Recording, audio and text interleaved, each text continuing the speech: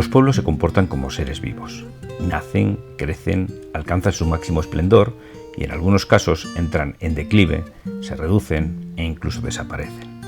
El factor que propicia esos cambios es, igual que en la naturaleza, su capacidad de adaptación a los cambios que sufre la sociedad. Cuando un pueblo entra en declive es sencillamente porque no se ha adaptado. La sociedad de hoy en día exige una serie de puntos que para un pueblo no es tan sencillo proporcionar. Exige tener trabajo y medios para ganarse la vida.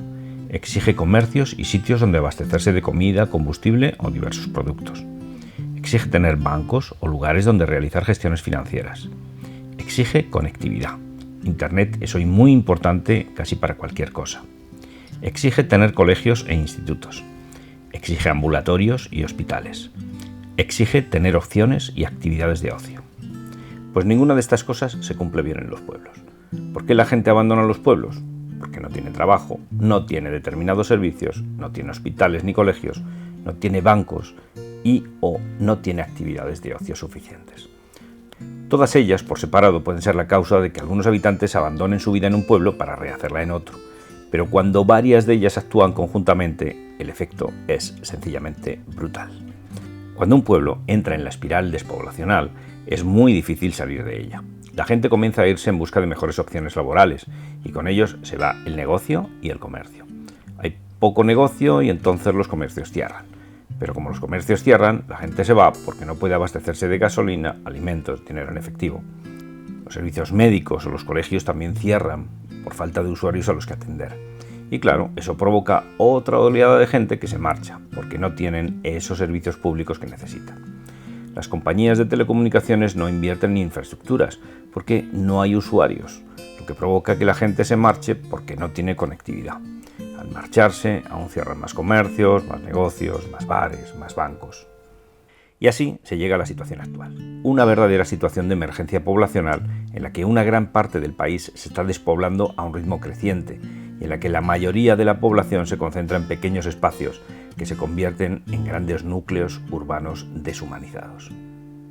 Deshumanizados sí, porque no parece humano hacinarse en torres con decenas de vecinos en infinitas plantas, donde se tarda más de una hora en llegar al trabajo y otra hora en volver, donde se terminan teniendo problemas como el asma o las enfermedades pulmonares porque el aire que se respira no es saludable, donde se desatan las emergencias medioambientales en invierno por culpa de las calefacciones y del tráfico, donde se sufren problemas de seguridad y, lo más curioso, hasta de aislamiento y soledad. La gente en las ciudades no se comunica, solo caminan de un lado a otro sin hablar entre ellos. Ahora solo se comunican a través de WhatsApp, de Facebook o de correo electrónico, porque las ciudades han propiciado que la gente ya no hable entre sí. Pero eso sí, tenemos acceso al empleo, tenemos bancos, podemos llenar el depósito de combustible, tenemos comercios donde comprar, centros comerciales y cines donde disfrutar del ocio. Merecería la pena que la política nacional y regional mirara hacia la España vaciada también los años que no hay elecciones y se decidiera a apoyar con políticas serias y sostenidas a unos núcleos urbanos que no debería dejar morir. Los políticos nacionales y regionales no viven en los pueblos, no viven la vida y la realidad rural y no conocen ni sus problemas ni sus necesidades. El Congreso de los Diputados debería estar en Lastras y no en Madrid. Los pueblos que no se adaptan mueren, igual que mueren los seres vivos y las especies que no se adaptan a su entorno. Pero igual que decidimos proteger a las especies de su extinción, está en manos de las administraciones públicas nacionales y regionales evitar que la extinción de la España vaciada llegue a un punto irreversible. Parece absurdo que grandes empresas como Telefónica, como los grandes bancos, como las empresas del IBEX, decidan montar sus sedes en zonas superpobladas. Esto es un absurdo desde el punto de vista poblacional y un auténtico crimen para la distribución de la riqueza y para la supervivencia de las zonas menos pobladas. Pero las empresas pueden instalarse donde creen, y para que se instalen donde es más beneficioso para la sociedad, habrá que motivarlas a hacerlo, mediante, por ejemplo, una política fiscal adecuada que incremente sus impuestos en determinadas zonas y los rebaje notablemente en otras. Los pueblos de Segovia no están tan lejos ni tan mal comunicados como para que unas cuantas grandes empresas no decidan montar sus centros de decisión en estas zonas, aliviando la carga poblacional de zonas colapsadas y trayendo riqueza y empleo a las zonas que lo necesitan.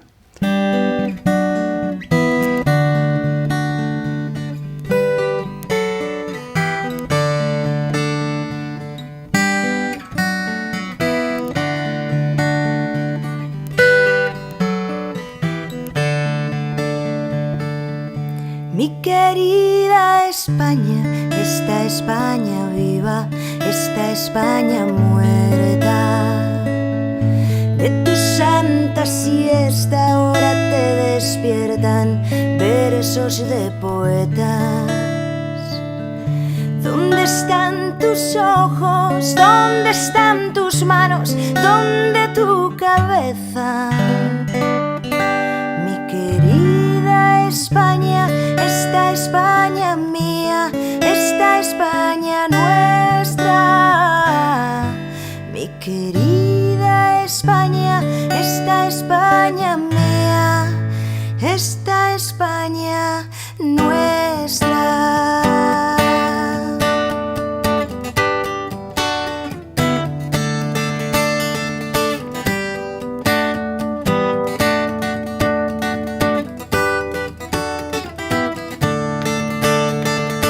¿Por qué los pueblos no pueden morir? ¿Por qué no podemos dejar morir al mundo rural? El mundo rural tendrá que hacer sus esfuerzos para adaptarse a la sociedad del siglo XXI, y eso va a requerir cambios legislativos que fomenten la actividad económica en los pueblos e inversiones en infraestructuras viarias y de comunicaciones que eviten el aislamiento. La posibilidad de trabajar desde casa, desde un pueblo, desde un lugar mucho más humano que una gran ciudad, es una posibilidad real si las comunicaciones son buenas. También va a requerir de iniciativas privadas que exploten lo que el campo ofrece en abundancia: terreno, tranquilidad y calidad de vida.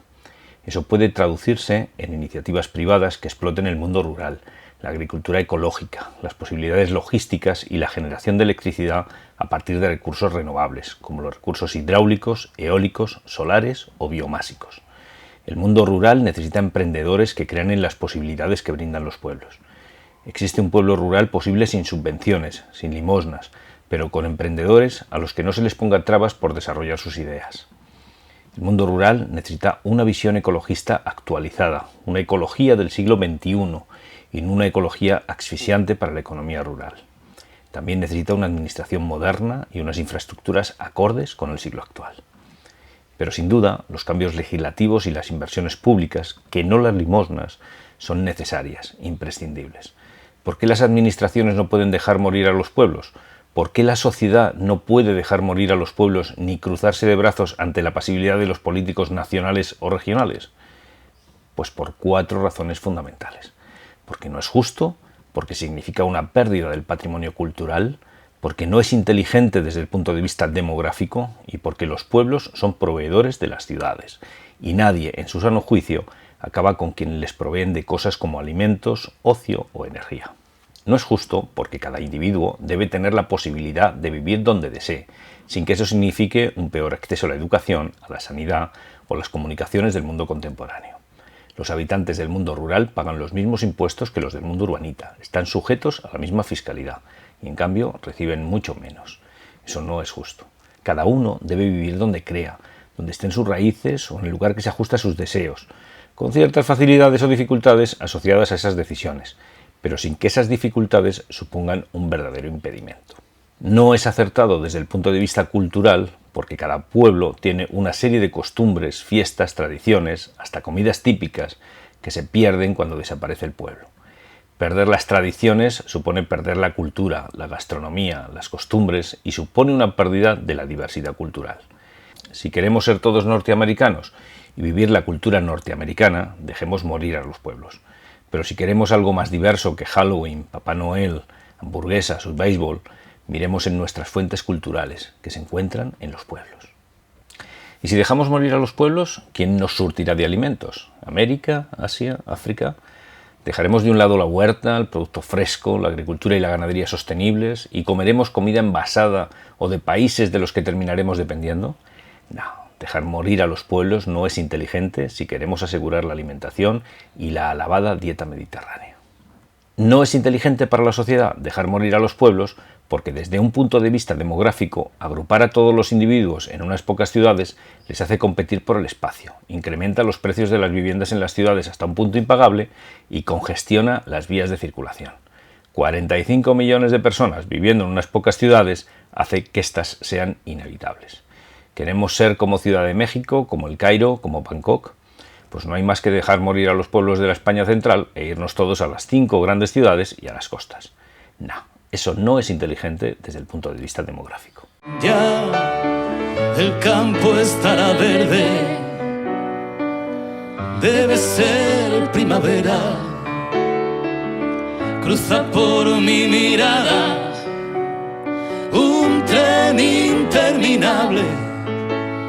El barrio donde habito no es ninguna pradera, desolado paisaje de antenas y de cables. Vivo en el número 7, calle Melancolía. Quiero mudarme hace años al barrio de la alegría, pero siempre que lo intento ha salido ya el tranvía. En la escalera me siento a silbar mi melodía. Vivo